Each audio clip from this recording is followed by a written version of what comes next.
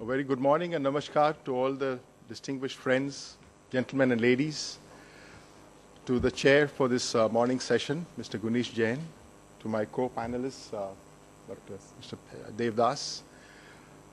Before anything else, let me express how grateful I am, and I'm beholden to Mr. R.C. Kesar and Mr. M.K. Mehra for giving me this opportunity to bring in a topic which is relatively perhaps unconnected for most of you, because you're more into the industry, more into the ground realities, grappling with issues day to day, which most of us are very serious about. The industry, the exports, the many other manufacturing, etc., etc. I also at one time belonged to the industry, but our industry is not the apparel and textiles, but it was more into perfumes and aromatic chemicals, and then into converting crude waste plastics into crude oil. But I found that I was not a fit person for the industry the way it is. So I told my brother that I will not be part of that, and I moved into the field of development, education, and addressing environmental issues. And my association with Ogtc and with this organization of conferences has been also quite a long-standing one. I welcome Mr. President, Mr. Uppal. Welcome, sir. So the topic is an interesting one because it does concern all of us. We live in an age where so much of change is happening all the time. And a lot of dynamic change, sometimes change for the positive, change for the negative. I have this PowerPoint, so I will just place it on the screen as well. And I wanted to also convey that today being the United Nations International Day of Peace and Education, the full screen, yes. I requested that I be allowed to leave immediately after my presentation because the Rashtrapati, the President, has given us the time to be at his place by about 11:15. So, but I will come back. So if I don't do full justice to the Q&A part, then I will be available for the rest of the day when I'm back from that short appointment, which will be lasting for about an hour or so. But it's a very important day because International Day of Peace and Education, and the theme that Secretary General has chosen, it bears directly upon the subject. So the choices we make every day, the choices convey the state of our mind. They convey also the way we treat our body and the way we treat people around us. And growing interdependence and the intensifying impacts that we are having as a result of frequent meetings, exchanges, coming together, being forced into situations where we have to learn what it means to be cohesive, what it means to have a healthy interpersonal relationship. All these are realities which we cannot ignore anymore. So I have begun with a few quotations that the choices we, that is you and I, make now, the people we surround ourselves with, have all the potential to affect our life and even who we are forever. And the reason is that this planet of ours, as a result of thousands of years of progress and development and technological innovations, is become a home.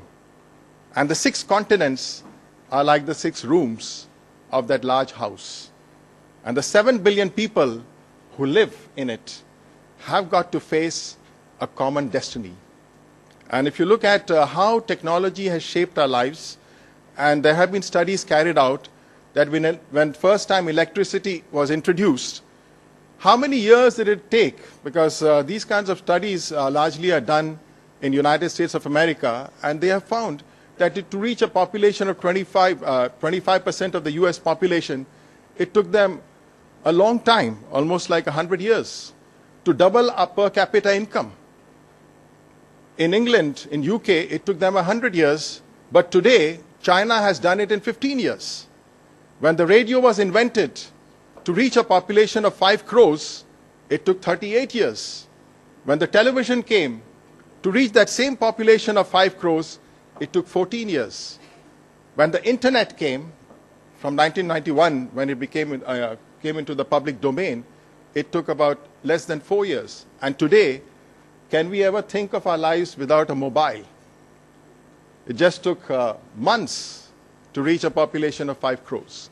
So this is the kind of change that's happening, and this change is not going to slow down. Our lives may be affected by many things, but we have a common destiny, and the best way to do it is to have a positive frame of reference.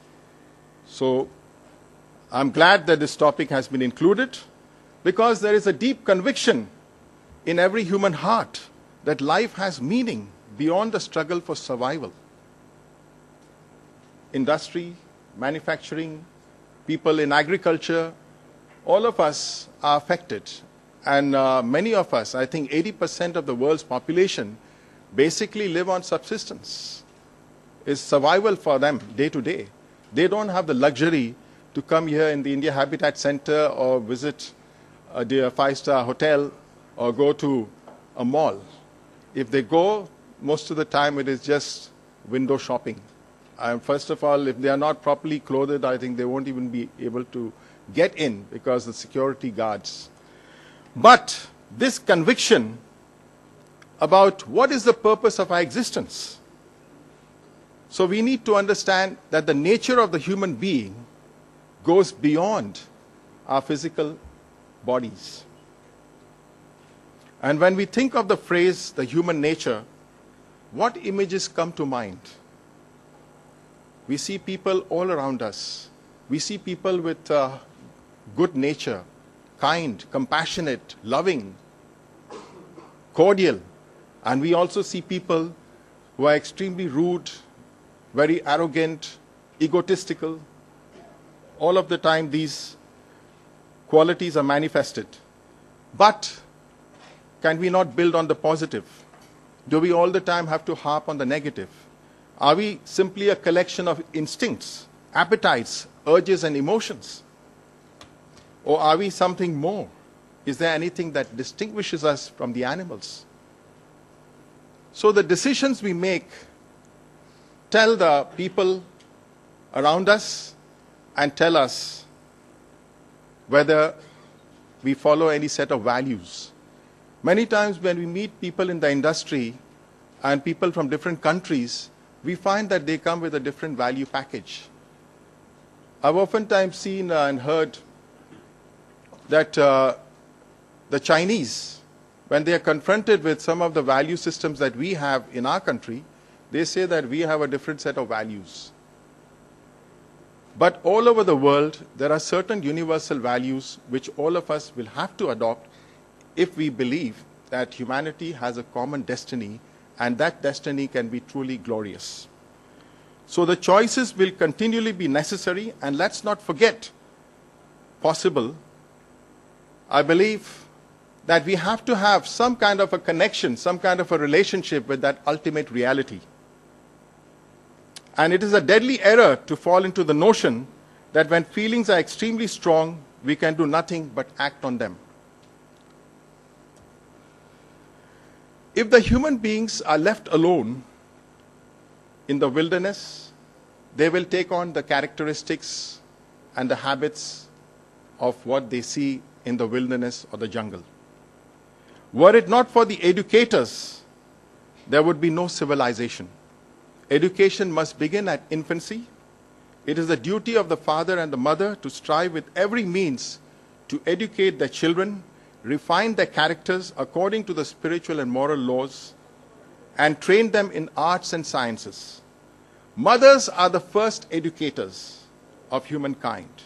They watch over the child in the cradle, nurse him or her at the breast of knowledge, and every child that comes to the world is potentially the light of the world, but at the same time it's darkness. Therefore, every child must be educated, and this is not a matter to be neglected. And we can see what an awesome change has been brought about as education became universal. The days when education was simply a Gurukul system can no longer hold.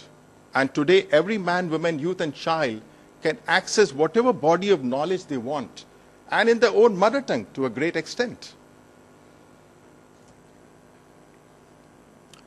But education should develop in every human being the desire to achieve excellence, just as we are taught that whatever we do in our industry, whatever we do in our manufacturing unit or whatever, let's try to give our best. And so is the case if we are agreed that human beings are essentially spiritual and their nature is spiritual, then why not we also manifest the excellences from that standpoint? So the virtues of sincerity, loyalty, service to humanity, love and justice, these are all universal. And one must seek to be distinguished by one's efforts to promote peace and unity, to foster learning. To guide people on such a path is the real task of education. But on the other hand, if we decide to go with the flow, what will happen? We'll end up where the flow goes. And today, much of our younger generation, unfortunately, are swept off their feet by the forces of materialism, by the forces of disintegration. So we need to counter these, and we can only do this if we are convinced that we have values, we have potentialities and powers that go much beyond whatever we see manifest in the material domain. And if we go with the flow, then we often land up in a big pile of sludge and a life of unhappiness. We end up doing what everyone else is doing. So let's not be part of the herd, but let's be someone who can distinguish himself or herself. So it's our choices. And this is a quote from Harry Potter and the Chamber of Secrets. It is our choices, Harry, that show what we truly are, far more than our abilities. So the choices we make in everyday life will determine whether we are truly educated. The difference of capacity is always there because no one can be the same. And each member, difference of capacity in individuals is fundamental. Diversity is as intrinsic as the principle of unity. The relationships among individuals is sustained by virtues, by love and forgiveness, while the relationship among the committee of nation states has to be on the principle of justice and the rule of law. We can't exercise forgiveness and love among the nation states. If you are driving your vehicle on the road, and if you violate the traffic laws, the policeman cannot manifest forgiveness and love. He has to implement the law. Only then he can ensure that everyone on the road can reach their destination safely. So, I heard you, 100 rupees is what it takes.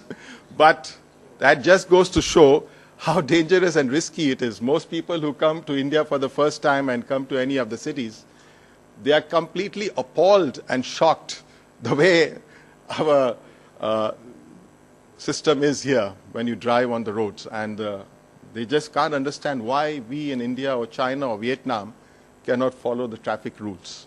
Though in Delhi, of course, they have tried to instill in us, but still I find that it's only trust in God and trust in your little bit of skills of driving that keeps you from getting into chaos and mess. And every day the road rage incidents, and just today the people are so short on the fuse, the emotional fuse, that at the slightest opportunity, it escalates. If you just even scratch or a little bit touch another vehicle, and you know what happens. But let's reflect. How would your life be different if you stopped allowing other people to dilute or poison your day with their words or opinions? Let today be the day You stand strong in truth of your beauty and journey through your day without attachment to the validation of others.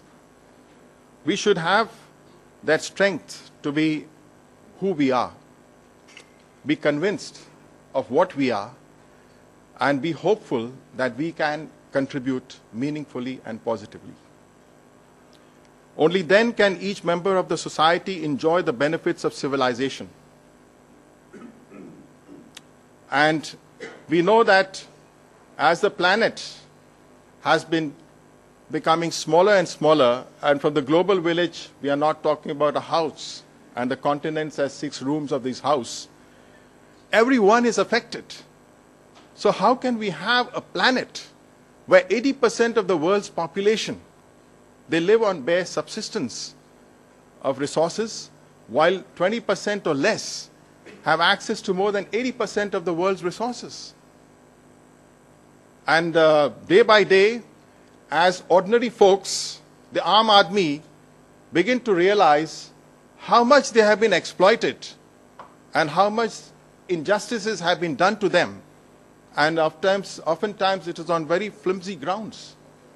People have been discriminated against, either on the basis of their race, the caste, religion, class, or even which locality of the city of Delhi you are living, education. But we are all human beings. We have common needs, all of us. We want to enjoy some of the comforts that life has offered. So if one member of the family is afflicted, how can the rest be at ease? Yet today, because of the lack of harmonious relations, some members of the society are satisfied living in the utmost comfort and luxury, while others are in want of food and shelter. So today's society lacks the necessary reciprocity and symmetry. It is not well arranged. Chaos and confusion.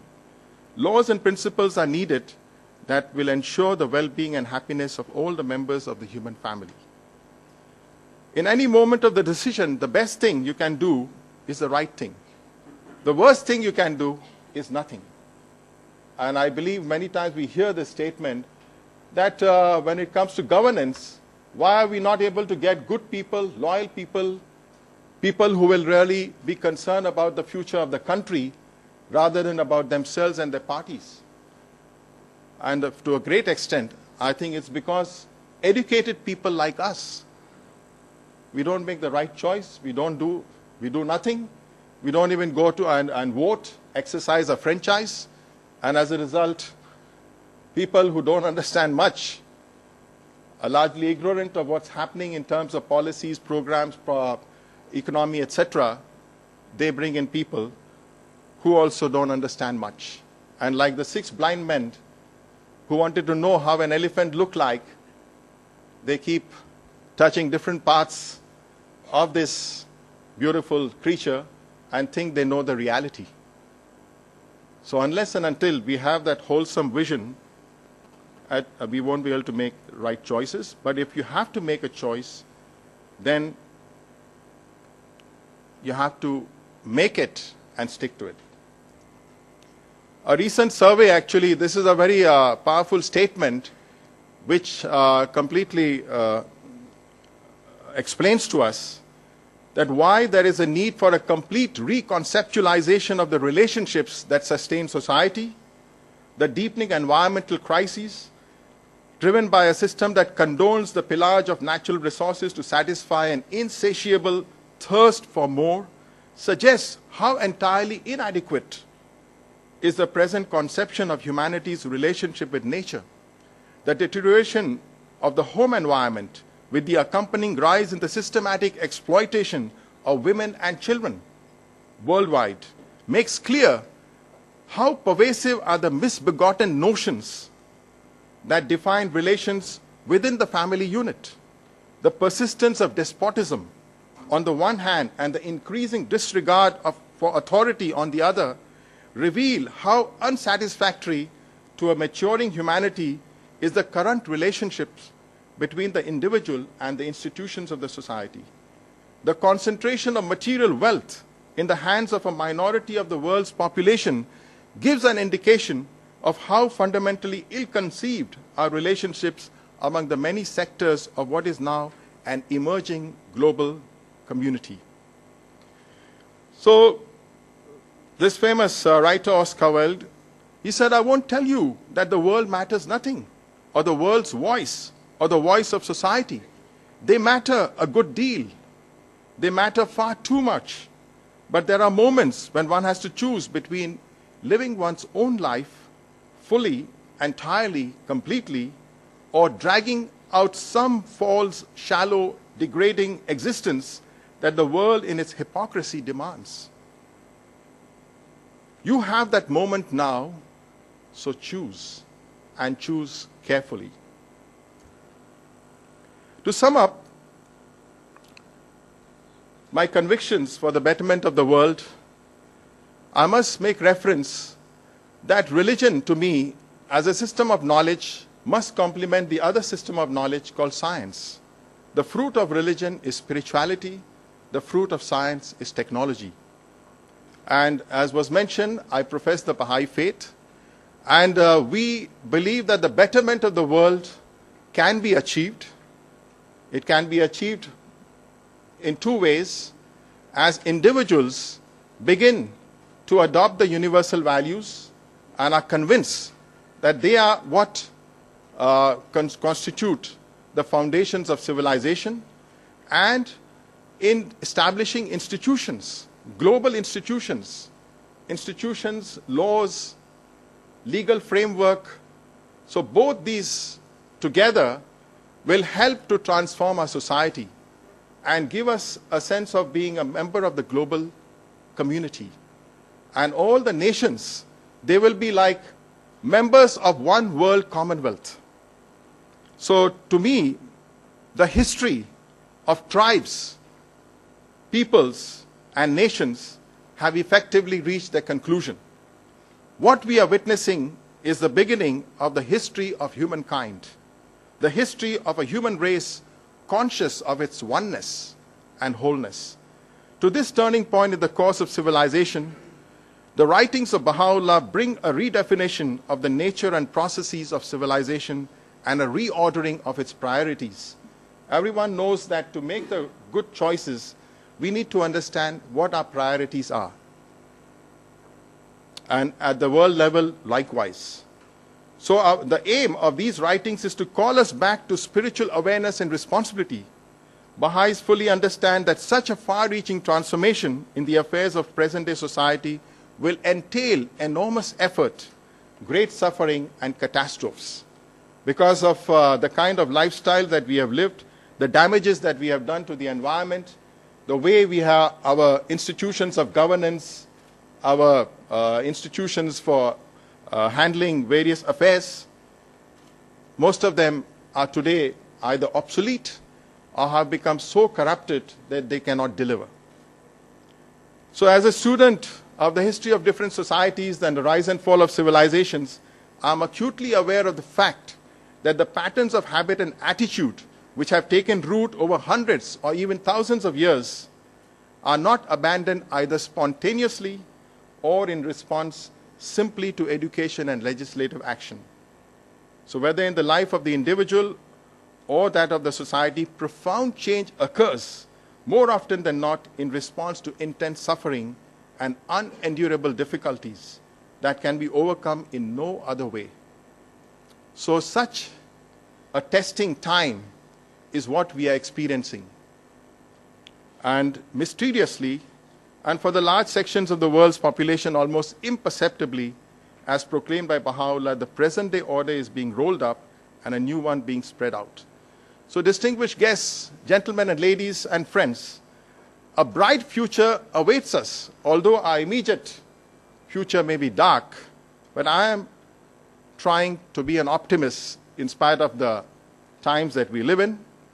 And for the first time in human history, we don't have to figure out how to divide our pie into more slices, because we now know how to bake more pies. The huge historical gap between the West, you can read it as developed, and the rest as undeveloped or developing, is now closing. and we have become an entirely new converging world with aid, trade, green technology, willingness to live in unity and peace. It's fully possible to create a win-win situation for everyone. So whenever you have to make some choices, I was reminded by the words of this poet, जब कोई फैसला कीजिए, दिल से भी मशवरा कीजिए, वक्त से हार न मानिए, वक्त का सामना कीजिए, गर मुलाकात मुमकिन नहीं, याद भी कर लिया कीजिए. So let us collectively make that choice. Thank you very much, gentlemen, ladies, for your patience. Thank you, Mr. Merchant. That was a very inspiring lecture. One thing which I kind of highlight, was writing down was this phrase, building on the positive. And I think that's one line which, if we can all imbibe in our working lives and our personal lives, I think we can do a lot of good to ourselves, our family, and the people who work around us.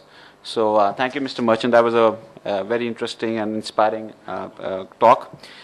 Do we have a minute or for any questions? Okay, so we normally do questions at the end, but Mr. Merchant has to leave early, so if we're open for questions, if anybody has any questions, they can ask. And I have copies. Vivian, my daughter, is pass on copies of the presentation. Yeah, yes. Do we have a mic or Animesh can talk loud? We don't have a mic. We have one. I think I can speak loud enough. Yeah, I mean, you are very audible to me. But I think. For the benefit of the rest, Hello. Yes. Dr. Merchant, I have a question. I come to the last point where you come. Whenever you have a conflict in your mind to think about something, taking a decision, and a conflict between your brain or mind and heart, whom you should listen? well, you need to listen to your inner voice. So whenever I am in a situation of conflict, the first thing is I try to control and say that, look, don't use the rationality by becoming angry and then being in a huff. And for me, the last words that my dad, before he passed away, he told my daughter, I wasn't fortunate to be at his bedside, but he said that all these 82 years of my life, what I have finally distilled is this. 3 things. Don't get angry, be always thankful, and trust in God. So I've seen how situations I've managed to handle, because the moment you become angry or get into rage or becoming very terribly upset, then you don't begin to, your thinking gets very fuzzy. Everybody knows that, and doctors will tell you what are the damages, physical damages also you do to your liver and other organs. So I always think about these 3 things. I mean, all his 82 years of life, he was a successful man, he did a lot, but at the end he said that, I wish I had this wisdom many decades earlier, and I would have made my life much better than what it was. So I think this is I mean, everyone may have a personal answer to what you have asked, but I try to handle it in this way. Hope it will be of use. I'll ask the last question. Okay. Okay, yeah, sorry because of that Mr. Kapoor wants to do the last. Any other questions? Anybody wants to? Okay. Yeah. Yes, Mr. Ram. Yeah. I'm glad that you mentioned about your father. And what I loved about it was the education part, and this starts with the parents. I remember growing up, my father, he would have been 108 years old. He passed away, and during our upbringing, he used to say only one thing. Just remember, you have to do the right thing.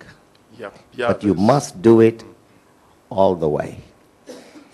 There are 5 billion people, at that time there were, 5 billion people on this planet, a reality. A reality that there are 10,000 years of civilization recorded. True. Now, just imagine what is a 50-year period against the 10,000. In next 50 years, half the people on this planet will be replaced. Do we have enough time to hurt everybody? If we don't, then don't hurt anybody. Absolutely. Thank you very much. It's very profound and grateful. Yeah. So I just take one more and then I'll excuse just the myself. last one. Yes. Sir, I'd like to just ask one thing. I'm from Lady Irwin College, and my entire student team is here. Thank you so much for that presentation. It was very, very positive. It was good to hear somebody, after perhaps a long time, who says the glass is half filled and doesn't concentrate on the fact that it is half empty. So just one mantra for my students. What is the one thing that you would like to guide the youth? We've heard our fathers, and each one of us is so grateful to them. But one line from you, sir, straight on for my students. Thank you. Yeah. One mantra. Well, my daughter is here and she's, perhaps you have the mantra better than me. But for me, the mantra is the relationships that I mentioned. What we think, what we say, and what we do. Let there be harmony. If that is balance, then I'm sure you will always be able to take the right decision or the decision that's best for you. Great. Yeah, Mr. Sir, Kapoor? yeah. Yes, final. Sir your जो आपने last शहर सुनाया था हमें वो बहुत काबिल तारीफ था जी हाँ, दिल से मशवरा कीजिए। रिप्लाई में मैं भी आपको कुछ कहना चाहता हूँ। अच्छा, जी फरमाइए, इरशाद। रूह को एक आह की हक है, आंख को एक निगाह की हक है। मैं भी एक दिल लेकर आया हूं, मुझे भी एक गुनाह की हक है। वाह वाह वाह, ये तो है। यस, ये आपने बहुत ही उम्दा बात है जी। हाँ जी, चलिए बाकी जो भी हो, लेकिन सो मैं अच्छा या वो ट्रांसलेशन आप इसका तर्जुमा भी करिए। Yes, so I am sorry gentlemen, ladies, Yeah. I have to make a move Yeah. because I must reach there in Yes. time and I'll come back. Thank you very much, Thank you, sir. Mr. Merchant.